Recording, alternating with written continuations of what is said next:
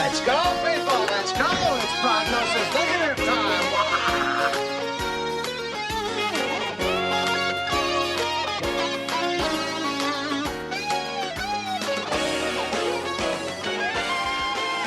Hi, this is Eric, and welcome back to another Prognosis Negative presents Cinema Quickie number 9, Blue Beetle. It's been a while, but it's been that long since I went to the movies, and though I wasn't really anticipating Blue Beetle, I guess I have to show out for every big superhero movie regardless. Now let me offer a little disclaimer and a little apology in advance.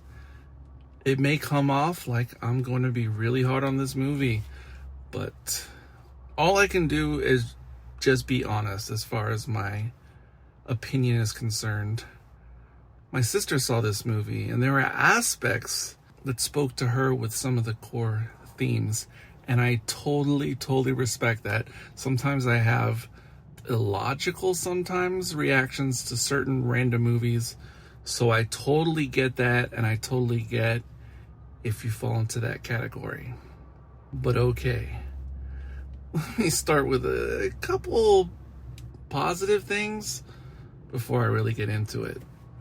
If anyone knows me, I am a huge fan of the Cobra Kai series on Netflix, so by default I'm a big fan of Xolo Maridueña, and you know, I really want to see the actor succeed, and he certainly deserves this opportunity, I think, to play such a lead / iconic character. So hey, I'm rooting for him, and he was good in the movie, and that's a good thing. I think it was a nice transition from seeing him go from the quote-unquote small screen to the big screen. While I didn't really find the movie overly humorous or funny, I will say the Vicks joke really hit. I saw the movie in an audience that was, I think, 100% Latino, and certainly the guy who was sitting next to me, I mean, he just loved every joke in the movie, and just about anything that George Lopez did, which is totally fine. It's not me, but that's cool. A strong obstacle for me in enjoying this movie fully was, to be honest, the core family, Xolo or Jaime's family. I just overall really didn't like them and didn't really connect with them, and I don't mean like culturally or whatever, just as a weird, like they felt like a manufactured family on paper, manufactured to fill a certain type of role, an emotional role, not real, or you know what I mean, real in a fictional sense, like for a story. The dad was okay. George Lopez's uncle character could have been actually much more obnoxious.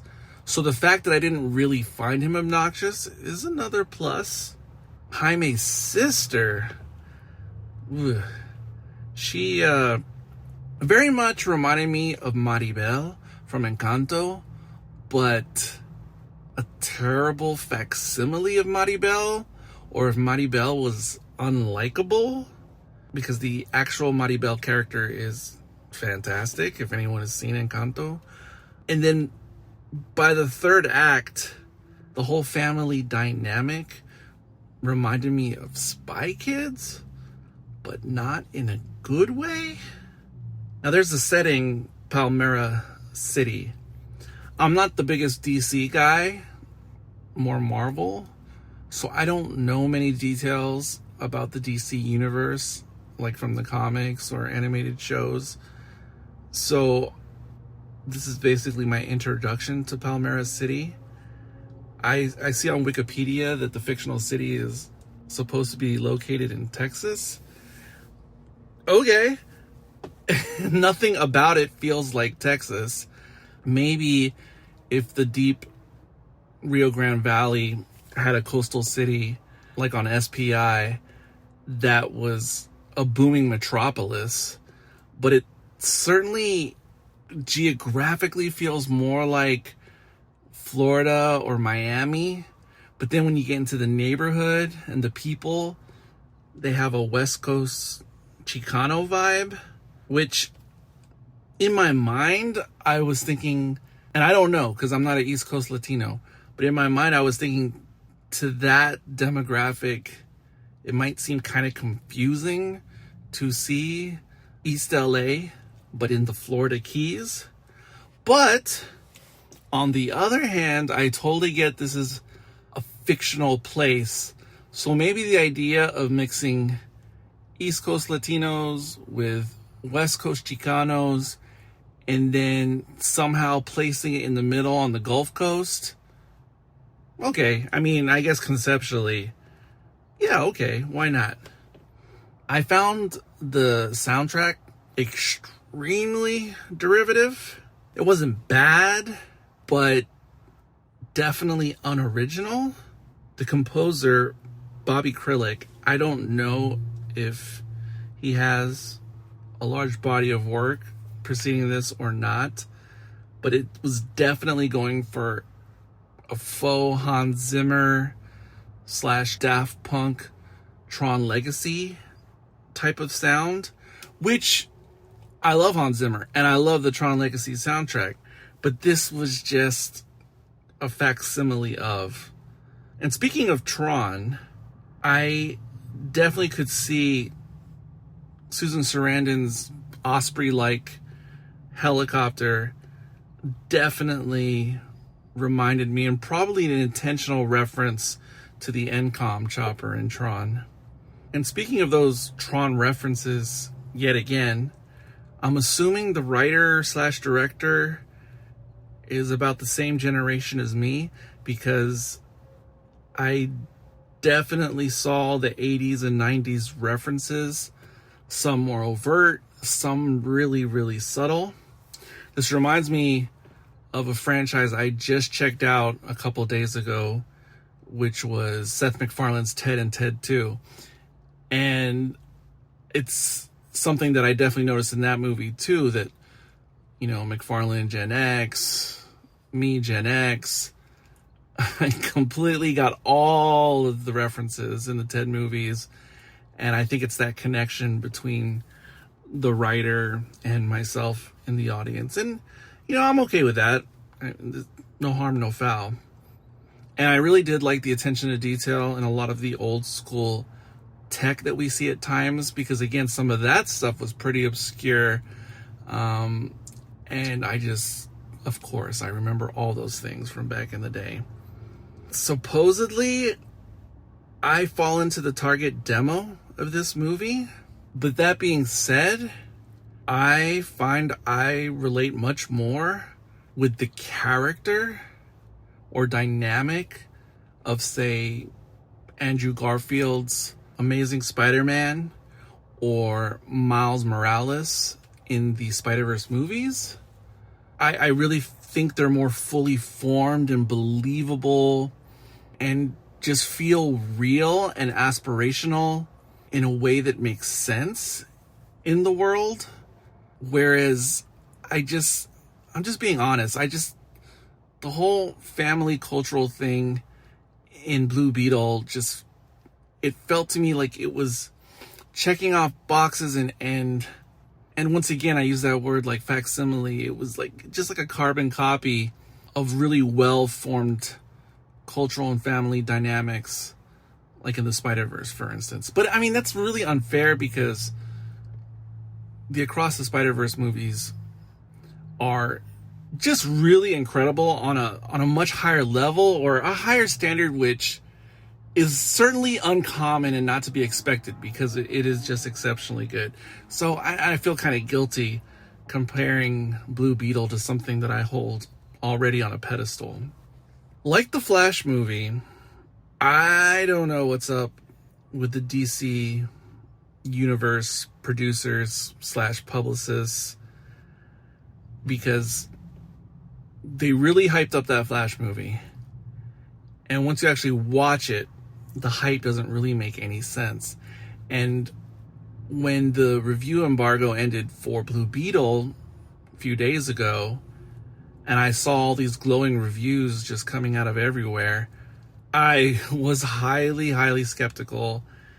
And now that I've seen the movie, I think they're pretty ridiculous in hindsight. So as it pertains to the producers and publicists at DC, are they either really inept with their taste making and judgment, or are they flat out liars when it comes to promotion?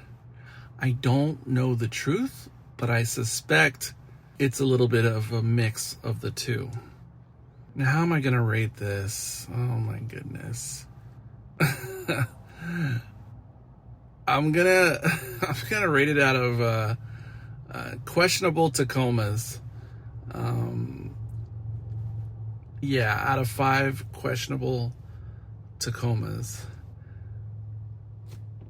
Honestly, I should be giving this a 2.5 questionable Tacomas out of 5. But because they did feature at least one Selena song in the soundtrack, I will give it that half star and give it a barely 3 questionable Tacomas out of 5. I'm being nice. I guess I must be in a good mood for some reason. And I will say, weirdly, if I was to compare this Blue Beetle movie to The Flash, which was definitely a mixed bag in of itself, I think I like The Flash more. Even though The Flash had the atrocious CGI, the Blue Beetle CGI was more run-of-the-mill, kind of like Marvel. Like, it wasn't great, but it wasn't offensive. But despite the poor CGI in Flash, if I had to choose, I think I'd like that one more.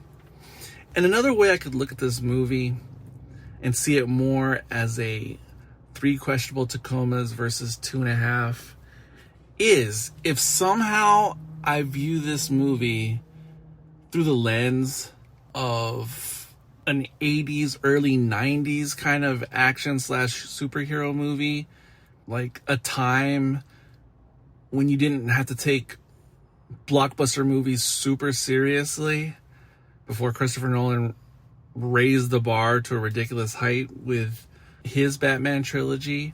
If I look back at this movie through the lens of simpler times, of just going out to enjoy a movie, then I think Blue Beetle is much better or acceptable. And probably I'd say the same for the Flash movie as well. That if you have that kind of frame of mind, then they are both much more acceptable movies. It's just difficult through the lens of a cinephile or serious moviegoer in modern times. But that's all I got to say about that. Please check out our other feeds besides Prognosis Negative. If you have any interest in Doctor Who, look up Doctor Who Mostly Harmless Cutaway or Star Trek with our other podcasts, Romulans Bearing Gifts. But until next time, this is Eric, and the parking lot is yours.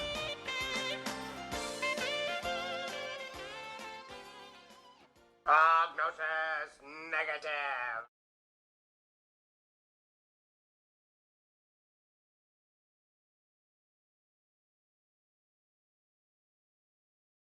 Bonus. Something I forgot to mention, but wanted to get on the tape. It's always nice to see an Apocalypto alum show up. I previously mentioned we had Gerardo Taracena, the crazy unhinged mind thug Middle Eye, show up in The Sound of Freedom a couple of months ago. And here we have Raul Trujillo, who played the search party leader, Zero Wolf, in Apocalypto. Love seeing him, and it was most unexpected. The man was a physical presence in Blue Beetle and currently 68 years old. Although I will say some of the humanizing they attempted with his character late in the movie was a bit weird, but I understand it.